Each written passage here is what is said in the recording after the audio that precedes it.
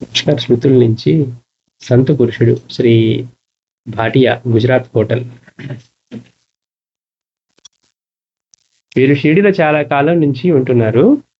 Master గారు వచ్చినప్పుడల్లా మద్రాస్ హోటల్కి లేకపోతే గుజరాత్ హోటల్కి వెళ్తూ ఉండేవారు. మాస్టర్ గారు షిరిడీ వెళ్ళినప్పుడల్లా అక్కడ ఒక మద్రాసి హోటల్ ఉండేదట. మనకి మాస్టర్ గారి ప్రథమ అనుభవంలో కూడా చెప్తారు, ఆకలిగా ఉందని మద్రాస్ హోటల్ కానీ బయలుదేరి అంటే మందిరానికి పక్కనే అక్కడి నుంచి లైన్లోనే ఉండేదట. ఇప్పుడు మనం కిటికీలోంచి దర్శనం చేస్తాం చూడండి, బయట వైపు బాబా హాల్ మెయిన్ ఉంటుంది. బాబా మందిరం నుంచి ఇప్పుడు మనకి ఇట్లా ఎలా ఉందో చిన్న కిటికీలా ఉంటుంది, అటు ఇటు ఆ కిటికీలోంచి బాబా ముఖం వరకు కనపడుతుంది అనమాట. ఎప్పుడన్నా మనం లోపలికి వెళ్ళకపోతే బయట నుంచి బాబాని చూడాలంటే అట్లా కిటికీలోంచి చూడొచ్చు. అటువైపు ఉంటుంది అనమాట మద్రాస్ హోటల్ అప్పట్లో. అట్లా మాస్టర్ గారు ఎప్పుడు వెళ్ళినా కానీ మద్రాస్ హోటల్కి కానీ లేదా ఇట్లా గుజరాత్ ఈ హోటల్ ఉండేదట, ఈ భాటియా గారిది, ఆ హోటల్కి వెళ్తూ ఉండేవారు. ఈ హోటల్లో మాస్టర్ గారు తనకు పుల్కాలు చేయడం నేర్పించిన ఉదంతాన్ని గురించి కృతజ్ఞతాపూర్వకంగా శ్రీమతి సుబ్బలక్ష్మి గారు ఇలా చెప్పారు. 1980 సంవత్సరం జనవరి పండుగ రోజుల్లో పూజ్యశ్రీ మాస్టర్ గారి కుటుంబంతో పాటు విద్యానగర్, ఒంగోలు సత్సంగ సభ్యులు కొంతమంది షిరిడి, అక్కల్కోట, గాణ్గాపూర్ మొదలైన పుణ్యక్షేత్రాలు దర్శించడానికి వెళ్ళాం. సుబ్బలక్ష్మి గారు చెప్తూ ఉన్నారు. 1980లో జనవరిలో వెళ్ళారంట మాస్టర్ గారితో కలిసి ఈ దత్తక్షేత్రాలు. అక్కడికి వెళ్ళినప్పుడు మాస్టర్ గారు షిరిడి వెళ్ళినప్పుడు మద్రాస్ హోటల్ మరియు గుజరాత్ హోటల్కి వెళ్తూ ఉండేవారు. అలాగే ఈసారి కూడా ఒకరోజు మాస్టర్ గారితో పాటు మా వారు, నేను ఇంకా కొంతమంది గుజరాత్ హోటల్కి వెళ్ళాం.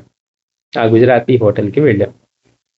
అప్పుడు మాస్టర్ గారు ఆ హోటల్ యజమాని అయిన భాటియా గారికి నన్ను చూపిస్తూ, మా అమ్మాయికి మీరు పుల్కాలు ఎలా చేస్తారో చూపించండి అన్నారు. చూడండి ఎంత గమ్మత్తో.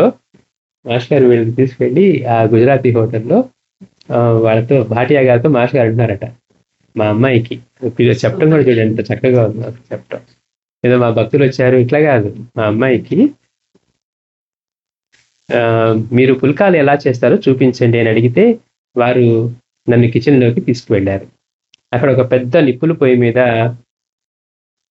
నలు చదరంగా ఉన్న పెనంపై రొట్టెలను కాల్చి అవి బాగా కాలిన తర్వాత వాటిని ఒక తాట గరిటితో ప్రక్కనే ఉన్న ఇంకొక నిప్పుల కుంపటిలోకి కణకణలాడే నిప్పుల పైన వేసి అటు ఇటు ఫాస్ట్గా తిప్పితే అవి బాగా పొంగి ఎంతో మృదువుగా ఉన్న పుల్కాలు తయారయ్యాయి. అంటే ముందు వాళ్ళు ఒక ప్యాన్ లాంటి దాని మీద కాల్చి తర్వాత ఏం చేస్తారంటే దీని మీదకి పక్కనే నిప్పులు ఇది ఉంటుంది.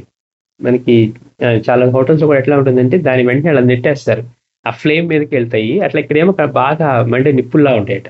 దాని మీదకి వెళ్ళి అవి పడగానే మళ్ళీ అక్కడ పొంగుతాయి. ఫస్ట్ టైం లైట్గా కాలుస్తారు, కాల్చి అలా నెట్టేస్తూ ఉంటారు. సో వాటి మీద అట్లా వాళ్ళు చేసిన పుల్క ఫస్ట్ ప్యాన్ మీద కాలి దాని మీద నుంచి మళ్ళీ ఆ నిప్పులు దాని మీదకి వెళ్ళి అక్కడ కాలి అక్కడి నుంచి తీస్తారట. అప్పుడు అవి బాగా ఫాస్ట్గా తిప్పితే అవి బాగా పొంగి ఎంతో మృదువుగా ఉన్న పుల్కాలు తయారయ్యాయి.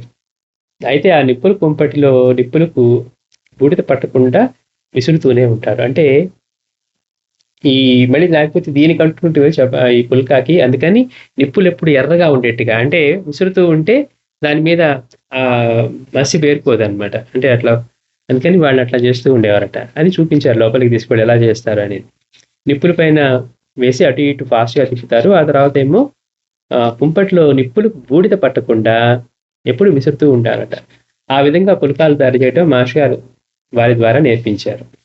అయితే ఇదేంటిది 1980లో జరిగింది, ఎందుకు నేర్పించారు? ఇప్పుడు మిగిలిన వాళ్ళు కూడా ఉన్నారు కదా, మరి అందరినీ తీసుకెళ్ళి చూపించాలి కదా.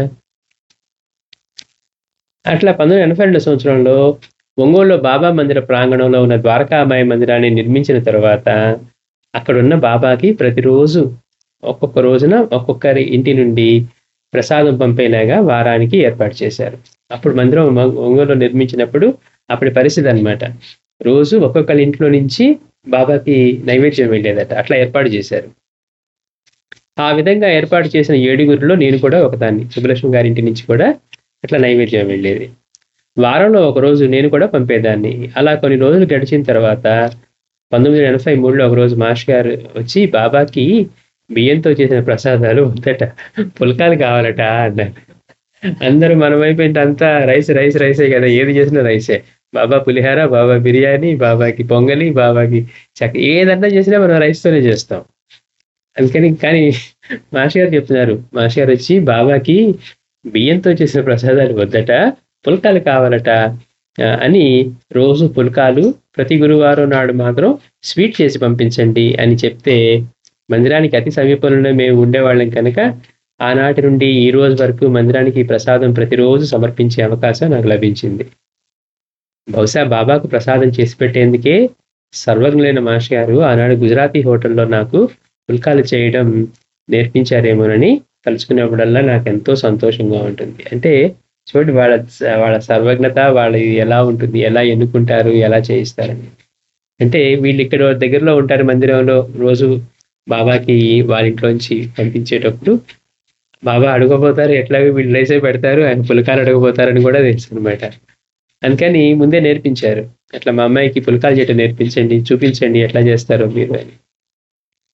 అంటే అలా రోజు అక్కడ చూసి నేర్చుకోవడం వల్ల మళ్ళీ తర్వాత ఎప్పుడో మందిరం నిర్మాణం అయిన తర్వాత మళ్ళీ మాస్టర్ గారు వచ్చి, అమ్మ బాబాకి బియ్యంతో చేసే ప్రసాదాలు వద్దంటే రోజు మీరు అవే పెడుతున్నారు, అందుకని పుల్కా అడిగారు అని. సో అట్లా ఈవిడ నేర్చుకుంది కదా. సో అట్లా అప్పటి నుంచి ఇప్పటిదాకా చేస్తూనే ఉన్నారు. అట్లా నాకు పుల్కాలు చేయడం నేర్పించారేమని తలుచుకోవడం వల్ల నాకు ఎంతో సంతోషంగా ఉంటుంది. గుజరాతీ ఈ హోటల్ యజమాని శ్రీ భాటియా గారు మాస్టర్ గారి గురించి ఇలా చెప్పారు. ఆయన ఎప్పుడు ఒక్కరిగా వచ్చేవారు కాదు, 10 మందితో వచ్చేవారు. ఆయన్ని చూస్తే ఒక సంత పురుషుణ్ణి చూసినట్లుగా అనిపించేది. కానీ నా వ్యాపారం వల్ల సత్సంగం చేయడానికి సమయం లేకపోయేది. అంటే ఆయన హోటల్లో పనిలో బిజీగా ఉంటారు కాబట్టి మాస్టర్ గారు వచ్చినా చూసినప్పుడల్లా ఆయన మహనీయులాగా అనిపించినా కానీ వారితో కూర్చొని ఎక్కువగా మాట్లాడటం కానీ సత్సంగం చేయడం కానీ కుదిరేది కాదట. అలాంటి మహనీయులతో సత్సంగం చేయలేకపోయినందుకు ఇప్పుడెంతో బాధపడుతూ ఉన్నాను. అప్పుడు తెలీదు, మాస్టర్ని చూడగానే గొప్ప భావం అలా కలుగుతుంది, కానీ ఆ సమయం కేటాయించి అక్కడ ఆయనతో ఉండగలగటం. ఇప్పుడు అంతటి మహనీయుడి అవకాశం ఇచ్చినా కానీ సత్సంగం చేయలేకపోయినందుకు ఇప్పుడు ఎంతో బాధపడుతున్నాను. ఆయన అప్పుడప్పుడు అన్నదానం చేస్తూ ఉండేవారు అంటూ మాస్టర్ గారికి ఫోటోకి నమస్కరించారు అని ఆవిడ చెప్తా ఉన్నారు అనమాట. ఆయన అంటే మాస్టర్ గారికి వెళ్ళినప్పుడు ఆయన కూడా అన్నదానం చేయించేవారట. కొన్ని టికెట్లు కొని ఇచ్చేసి వచ్చిన వాళ్ళకి అట్లా అన్నదానం చేయమని, పేదరికి కానీ అట్లా. షిరిడీలో శ్రీ సచ్చిదానంద సద్గురు సాయినాథ్ మహారాజ్ కి జై.